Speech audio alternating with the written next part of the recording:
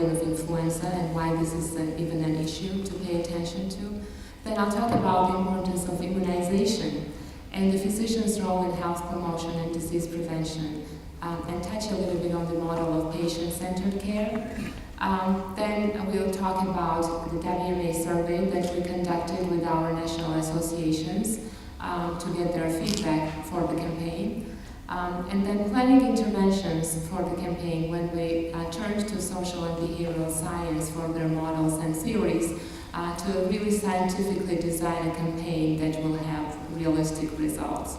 And then I will conclude with conclusions. So why influenza? What is the problem? Some people think about influenza as something that will pass in a couple of weeks, and this is it. We all experience that. We will experience this in the future. So why does it seem to be such a big global health problem? But once we look at statistics, we can see that there is enormous burden annually. It's about 250,000 to 500,000 deaths, according to WHO estimates. Also, we have 3.5 million cases of complications that result in about 200,000 hospitalizations in USA alone, and we don't even know what happens in other countries. Additional costs from workplace absentees from health workers, and we know that health workers are particularly susceptible to get infected and also to transmit the infection in clinical settings. And affects already vulnerable populations. This is another point to keep in mind. These are young children, pregnant women, older adults, and people with chronic diseases and immunocompromised. So these are the populations who congregate around clinics by virtue of their age or conditions. So the influenza outbreaks are most likely to happen in this kind of environment and affect them. And healthcare vaccination rates are quite low to make things worse. By some estimates, it's about 40% in the USA. In some areas, according to the latest CDC data, as a result of the educational campaign, it rose to about 60 to 63%, but it's still not universal as CDC recommends it. So what is the solution? The only solution we can think of is immunization. We need to get a flu vaccine when it's available. And there are enormous benefits of doing so. First of all, they are effective. They're not 100% effective, but almost 90% effective in healthy adults. They also can reduce complications by 60% in older adults and prevent deaths in 80%. Vaccinations on health workers, there is research and we have data that indicates that they do improve patient outcomes, reduces staff absentees, which translates into lower costs, and also no disruption of health services, which has an implication for better quality care. So we are in a win-win situation. Patients win and the physicians win because they're healthier, they're happier, and they receive better quality care and they deliver better quality care. So what is the physician's role in health promotion, since we're taking the health promotion and disease prevention approach? So we refer to a person-centered model, which is very relevant today, and it was very helpful for us to structure our campaign and to think about it. It has 5 major components. First of all, the physician explores the illness experience, considers the whole person and not only the disease, finds common ground, promotes health, and enhances doctor-patient relationships. Most of the models that you find in the literature would refer to these 5 components, but I thought it would be really interesting to see not an expert opinion, but to see what the patients think, because ultimately, even if we are talking about immunization campaign amongst physicians, our ultimate target is the patients. We want them to follow the physicians, and we want them to get immunized so they have better health, better families, and they're protected. So we looked at the patient's perceptives, and if you look at it from demand and supply side, we can see that they are in equilibrium. They pretty much match to what doctors consider patient-centered medicine. Patients want communication and partnership with physicians.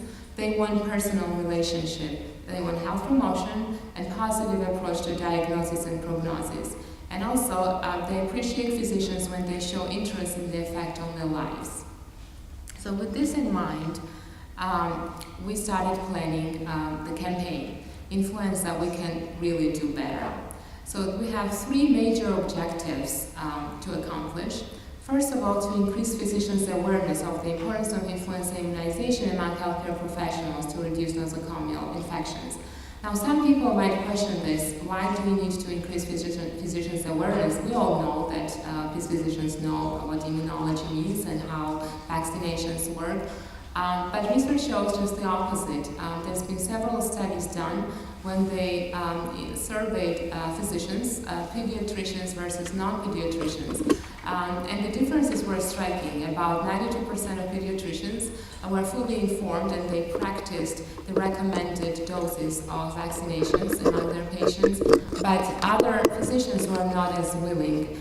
And they were to practice the behavior, and they cited this immuno-overload as one of the barriers. So even though physicians, it's like one big profession, there are different specialties and they might have different attitudes and beliefs. So another objective is encourage physicians to get vaccinated against influenza to serve as role model and protect their patients. Again, studies indicate that physicians have an enormous influence on patients' behaviors. And it's not only the verbal communication, it's what they do that really affects people's behaviors. So if a physician promotes some kind of healthy behavior, even not related to vaccinations, it could be tobacco smoking or healthier exercise or diet, patients are more likely to uptake this promoted behavior. And then finally, enhance physicians' communication skills to promote health and prevent disease. This is something that in many medical schools, physicians just do not study. And it is very complicated. You are well equipped with all the clinical skills and ideas, but sometimes just simple communication skills that is relevant and culturally appropriate may be lacking. So this part we thought was also very important to include in the educational campaign. Once we have a physician who is prepared to practice the patient-centered model, and whether it's immunizations or any other matters related to health promotion, we could look at the physician intervention model. And this model also implies that physician is ready to, in a top-down approach, basically deliver all the messages to the patient, and we assume that the patient's health status will improve. However, even in this model, we can see that there are some intervening factors that may or may not be within the physician's control. For example, during the implementation of any educational campaign, there are some predisposing factors. First of all, you really need to consider who your patient is individually, what his belief system is, what does he understand about the issue at hand, his belief, attitude, knowledge, that has to be taken into account. But also there are enabling factors, and enabling factors may refer to his social network, family, environment, which the physician may not be influenced directly. But also there are reinforcing factors where positive feedback coming from a physician or reinforcing messages coming from a family or friends could be very beneficial. And once all these three sets of factors come together, then we have some effect on the behavior that will result in long-term outcomes and ultimately improve the health status of the patient. Another model that we looked at from the environment perspective that's borrowed from social and behavioral sciences is how can we structure our campaign and be very successful? What are the levels of influence we need to exert in order to make sure that physicians will change their behavior and then transfer that to their patients? So this ecological perspective levels of influence model looks at different levels of interpersonal factors that I mentioned already, such as knowledge, attitudes, beliefs, but then there are also interpersonal factors because we're being influenced by our peers, our social networks and families, and there are institutional factors, rules, regulations, policies. From data we know from research that in facilities, which is the most research comes from the United States, when facilities make employee vaccination mandatory, immunization rates go up to 100%. But is that what we want? We think that as the World Medical Association, which represents physicians, coercion is not really our mandate. We want people to want to change their behavior. We want them to understand. And then if a physician works in a facility where he has to get vaccinated, otherwise he loses his job, this behavior won't be sustainable. If he decides to change his workplace, he will resume his old behavior. So we thought that probably that we needed to focus on interpersonal factors and work from there rather than getting bigger and having encompass all the factors and not really achieve any results. So naturally, those were the assumptions, but it's always good to have hard data. So we designed a very simple 7-8 question survey that we distributed among our national associations. There are 100 national associations that are members of the World Medical Association. And we received 44% of response rate. Initially we thought, oh, it doesn't really seem like it's high. But then relative to what? Once we compared it to other research, there was another study that actually surveyed physicians, pediatricians, about their practices to immunize their children. And the response rate was 21%, and they were paid $10 to complete the survey, which we didn't do. So it seems like we got the double the rate, so it's a pretty good number. And another thing that's encouraging is that 44.2% of the respondents considered influenza immunization a high priority, which is exactly in line with 44% response rate. So people who actually thought that it was an important endeavor, that they had to respond, they considered influenza immunization as an important thing. 63.4% made influenza vaccination available to their staff. And even more respondents mentioned that governments offered guidelines and some recommendations regarding influenza recommendations.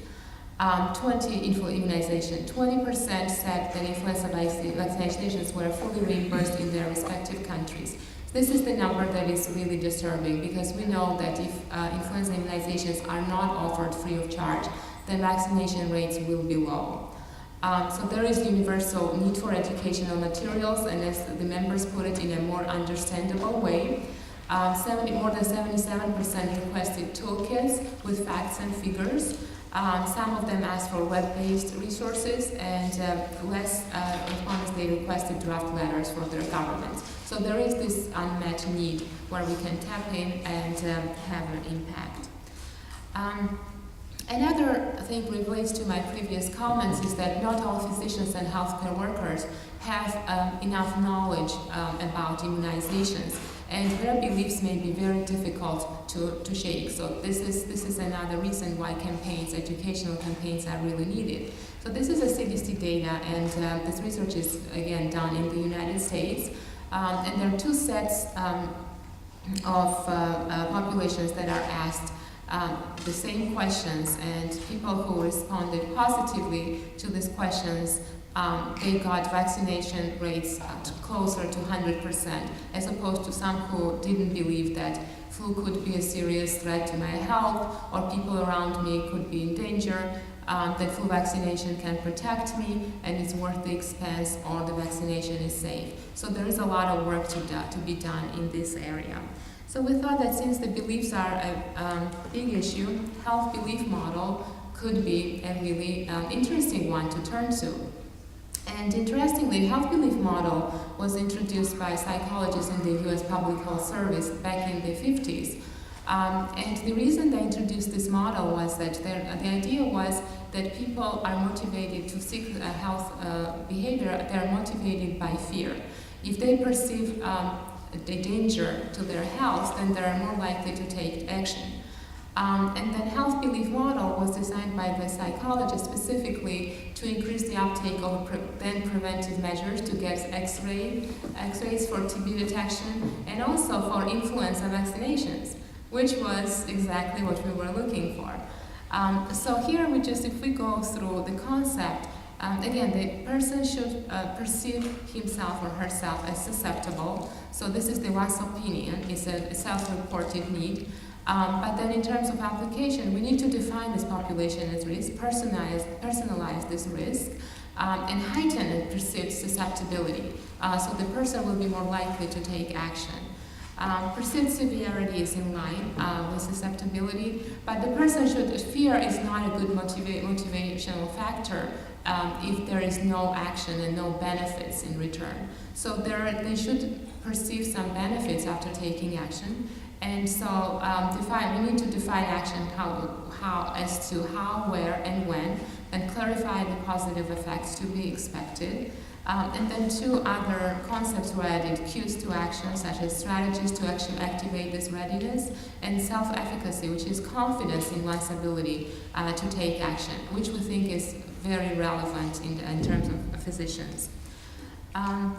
So this is the campaign strategic approach based on the health belief model.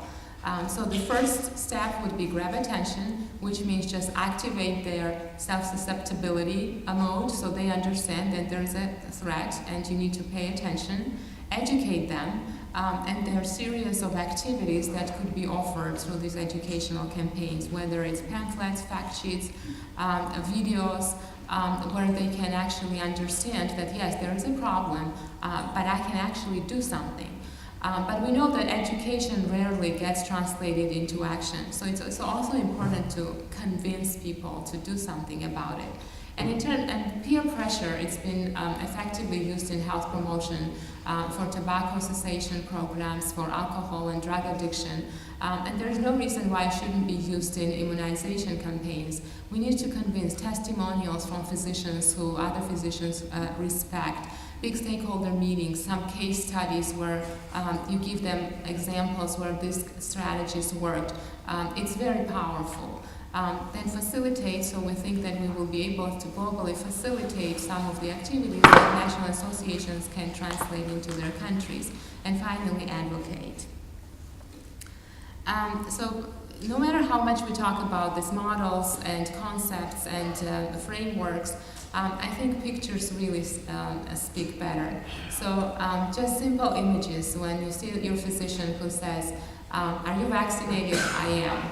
So this is a good thing to do, and just take example for me. And in terms of conclusions, it's clear that physicians do play a critical role in health promotion, especially at primary healthcare level, whether it's general practitioners, family medicine, pediatricians, or even obstetricians and gynecologists. Patients view physicians as the most important source of health-related advice. It's very interesting to question this notion because of the internet. A lot of patients now are seeking medical advice on the internet. But somebody actually even studied the influences of internet on patients' behavior, and the sample size was about 3,000 people. And interestingly, only 31% of people said that they seek health information on the website. 16% out of 31 were satisfied with the information they received on the internet. But about 8% of people, they still sought their physician's help. And then 71% out of this 8 said that they took all this information to their physicians because they wanted their opinion. They didn't trust the internet sources. So there is plenty of room for physicians to improve their communication with patients, and they shouldn't see this as a challenge because the internet will be out there. But physicians should be able to screen all this information and give patients the information in a more credible manner. Health promotion counseling by providers, it's also proven that it's still more effective than outsourcing counseling to a specialist or health coach. And addressing health workers' own health behaviors is key to increasing health promotion counseling. When somebody, if a doctor is trying to lose weight or quit smoking and he openly talks to a patient, that generates trust, and it's a two-way street. Patients are more likely to follow the suit. And then finally, perceptions of both physicians and patients really matter. We need more research on these perceptions. We need also more research and promotion of vaccine safety, because when you start Googling influenza vaccines still on the internet, there's a lot of information, physicians saying that no, these vaccines are safe, we can't immunize our children. So it is important to have this information from credible sources. More research is needed also on global practices and cross-country comparisons, because right now we have is data from the US or the UK or other developed countries, but really much less from the middle and low-income countries. Research on the role of the internet, as I mentioned, on the physician and patient relationship and its impact on health is the whole area where more research is definitely needed. More provider training in patient-centered health promotion skills, this is self-explanatory. clear and simple guidelines for physicians for prevention and health promotion services, and of course supportive public policies, because nothing would happen if the public policies are not supportive in the country, and they should have the potential to consider health consequences. And more educational campaigns in health promotion and disease prevention, because there is plenty of evidence that suggests that the campaigns do work. And thank you very much.